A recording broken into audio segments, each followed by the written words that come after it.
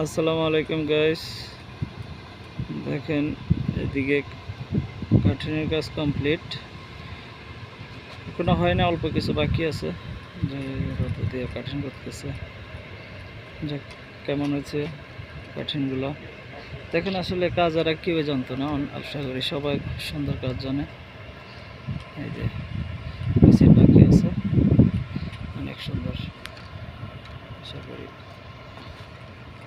পুরোটা আপনাদেরকে দেখাইতেছি। দেখেন এই যে لا هنا موجود جوا ضلاف صوصة طارطة هذا حبيبي قلبي هذا أخو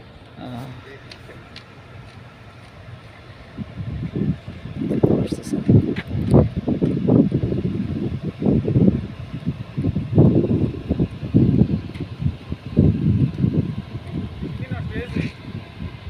কি